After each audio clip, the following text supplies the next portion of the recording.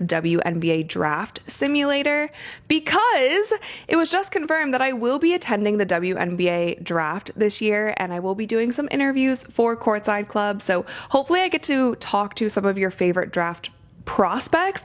But if you guys have any questions that you would like me to ask anybody, please let me know in the comments below or let me know on the community tab. I'm very excited. It's my first. The Indiana Fever have only a limited number of days remaining before the expansion draft protection deadline arrives. Kelsey Mitchell's contract situation is still unsettled, and the lineup that powered the league's top offense is in clear need of smart, calculated upgrades. Yet at the same time, their head coach Stephanie White was on air analyzing whether South Carolina Gamecocks has enough scoring strength to challenge UConn Huskies in the NCAA tournament. Think about that for a moment. College-level breakdowns while her professional squad's direction is hanging in the balance. This goes beyond questionable timing. It hints at something deeper. What White expressed in that discussion exposes a perspective on offensive capability that feels completely at odds with how she utilized Caitlin Clark just last season, raising serious concerns about alignment between philosophy and execution. I'm picking AZ Fudd from UConn as the number 1 pick going to Dallas. Now with the number 2 pick, we have Minnesota. Now Minnesota was a solid squad, and we know the kind of system that they like to run there. I feel like they're going to do really well in free agency, likely keep some of their big time players. I'm going to take Awafam with the Minnesota Lynx number 2 pick. Awafam is somebody who impressed me so much in the team. The exact words from Stephanie White during that ESPN appearance make the contradiction impossible to ignore. When asked which team could truly challenge UConn Huskies, she responded, "I just don't think South Carolina Gamecocks has enough offensive firepower to keep up with UConn." In that moment, she was clearly evaluating teams based on scoring explosiveness, their ability to generate points in bursts, create high-quality looks, and finish with elite efficiency. And that's what makes it so striking. Because just months earlier, she spent an entire season gradually limiting the most dangerous offensive weapon the WNBA has ever seen. Think back to when Caitlin Clark erupted against the New York Liberty, draining deep 3 after deep 3 from distances that felt almost unreal, launching shots commentators compared to Tokyo range while still in Indiana. It was the kind of offensive brilliance that invites comparisons to Stephen Curry, pure, unstoppable scoring power. The very same type of offensive dominance White now praises when discussing college teams. Yet during those moments, she stood on the sideline with a closed-off posture, visibly frustrated, signaling that this wasn't the style she wanted. Bets to the Washington Mystics with the number 4 pick. Now the Chicago Sky. I don't know what the Chicago Sky are going to do during free agency. I don't know what that team is going to look like. It could look completely different. However, I'm going to go Tania Latson. I'm going to go Tania Latson to the Chicago Sky because they could definitely use somebody who's able to come in and get some buckets, who's able to come in and take over games. I know Tania Latson's season with South Carolina has looked a little bit different. She labeled it hero ball. That was the phrase Stephanie White used to describe what was arguably the most efficient scoring display of the entire season. When your lead guard is knocking down shots from 30 feet with defenders all over her and the reaction is frustration, it reveals everything about the underlying offensive mindset. But it didn't stop at post-game comments about Caitlin Clark's scoring bursts. There were clear tactical decisions that worked against it. The shift to playing her at small forward wasn't about unlocking her strengths, it effectively limited them, pulling her away from the ball, cutting down her control, and placing her in a role where she couldn't fully run the offense. Then came the hub approach, elevating Lexi Hall into a secondary playmaking role, reshaping the system into one where multiple players initiate possessions. On the surface, it sounds balanced and team-focused, but in practice, it meant one thing: taking the ball out of Clark's hands. The Indiana Fever had already built the most efficient offense in the league, leading the WNBA in offensive rating before White stepped in. Yet her first major adjustment was to rework that structure in a way that reduced the impact of the very player driving that elite production. Efficiency. All right.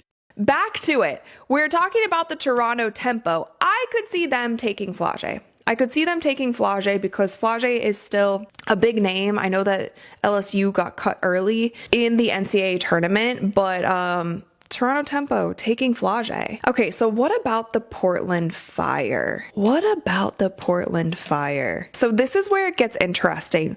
Right now on the board, we have 3 UCLA guards. We also have Iana Martine. We also have Marta Suarez.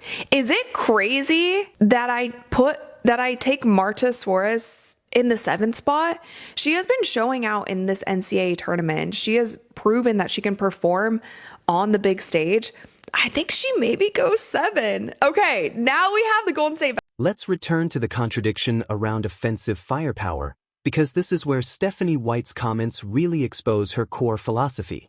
When she's analyzing college programs, she praises explosive scoring, the ability to pile up points quickly, create opportunities, and overwhelm opponents.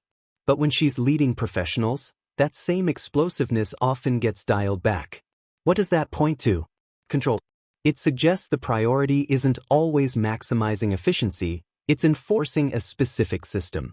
Defense-first principles, structured sets, and reduced individual freedom. That model can succeed with seasoned players who already know how to operate within a framework and just need discipline and organization. But it can struggle badly when the roster includes a once-in-a-generation offensive force who thrives on instinct and creativity. Think about how the greatest scorers have been handled.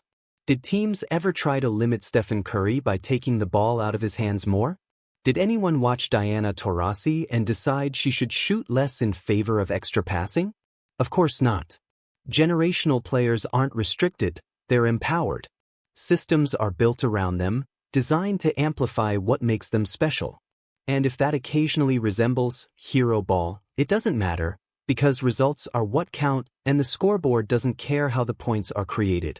Sheldon is not there anymore. They have some beef. And Cody McMahon also has some beef with Iowa. She played at Ohio State. There was some beef between Iowa and Ohio State. So let's send her to Connecticut, just for the plot.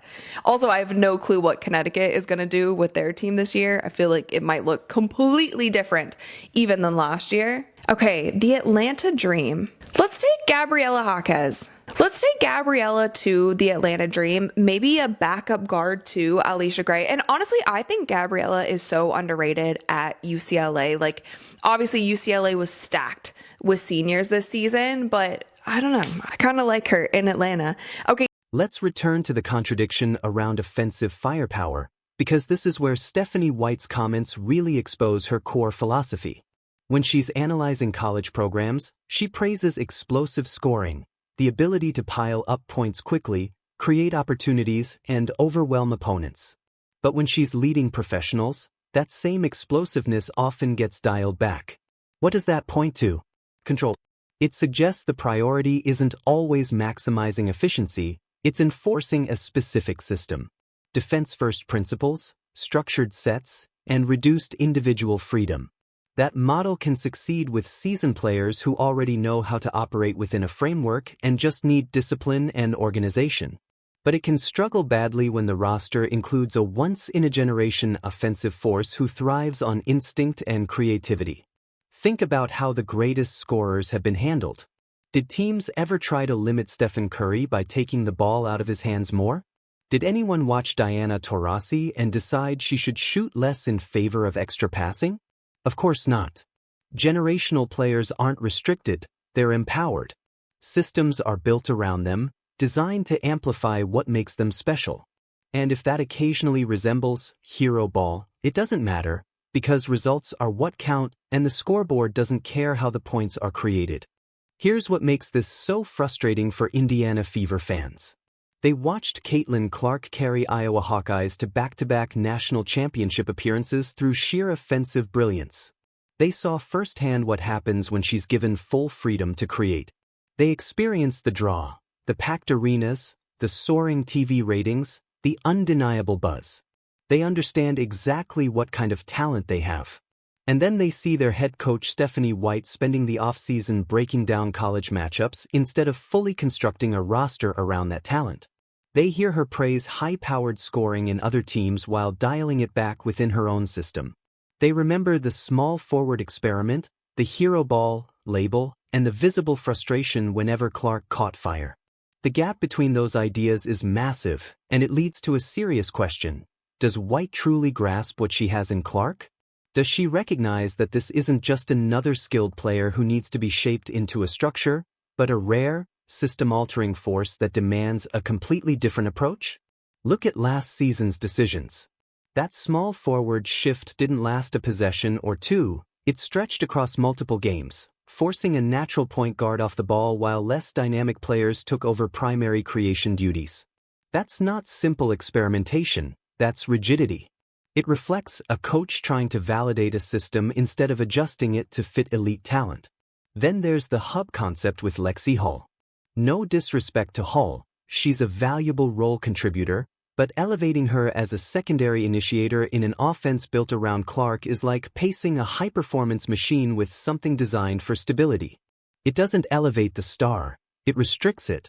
Before White's arrival, the Fever already had the most efficient offense in the league, averaging 87.2 points per game with Clark orchestrating everything.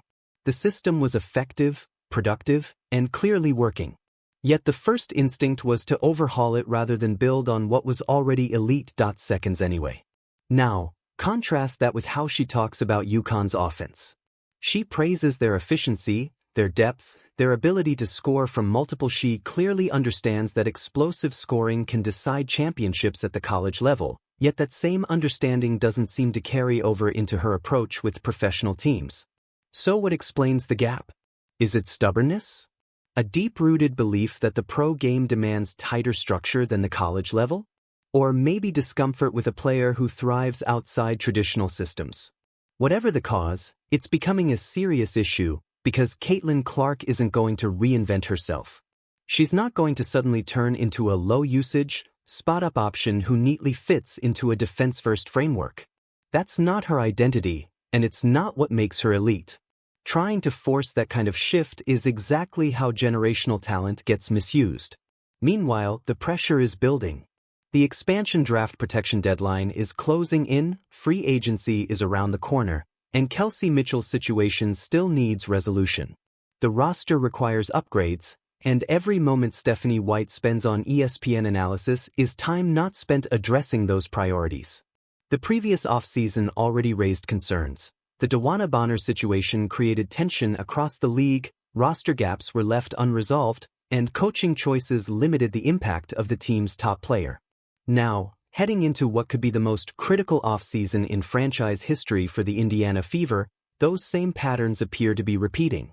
There's continued focus on analyzing college basketball, continued praise for offensive firepower elsewhere while limiting it internally, and little visible urgency despite major deadlines approaching. This goes beyond poor prioritization. It points to a deeper mismatch between what the Fever need and what White emphasizes. Which leads to the central question fans are asking. Can Stephanie White truly construct a system that maximizes Caitlin Clark's strengths? Or will her commitment to a defense-first philosophy continue to hold that potential back? Seconds to maximize a once-in-a-generation offensive talent. Will she prioritize roster construction over media appearances? Because right now, the evidence points in one direction. The actions simply don't line up with the message. The priorities feel out of sync, and the window to build a true contender around Caitlin Clark may be far shorter than most realize. There's realistically a 3-year stretch before defenses fully adapt, before the novelty fades, and before casual attention shifts elsewhere. That's 3 years to assemble the right roster, build chemistry, and make a serious championship push. And the Indiana Fever may have already lost year 1 due to decisions that reduced the impact of their most important player. They can't afford to let year 2 slip away. The expansion draft deadline is closing fast, Kelsey Mitchell's situation still needs resolution, and the roster clearly requires reinforcements. Meanwhile, Stephanie White faces a defining choice. Commit to building around Clark's offensive brilliance or continue working against it. Because trying to balance both simply doesn't work. You can't celebrate high-powered scoring in college while limiting it at the professional level. You can't label it hero ball when your star dominates and still claim to value offensive explosiveness. You can't spend an off-season focused on media appearances while critical roster decisions remain unresolved. A direction has to be chosen. Either the philosophy centers on maximizing offensive firepower or it doesn't. Either a generational talent becomes the foundation or she doesn't. Either the franchise's future is the top priority or it isn't. Right now, the pattern suggests everything is being done except the one thing that truly matters: fully unlocking Clark and constructing a championship-level team around her. If that approach doesn't shift, this offseason risks repeating the same mistakes. The cycle will continue, and fans will once again watch a rare talent constrained by a system that values structure over star power. The deadline is looming, time is running out, and the head coach is still discussing college basketball on national TV. It doesn't add up.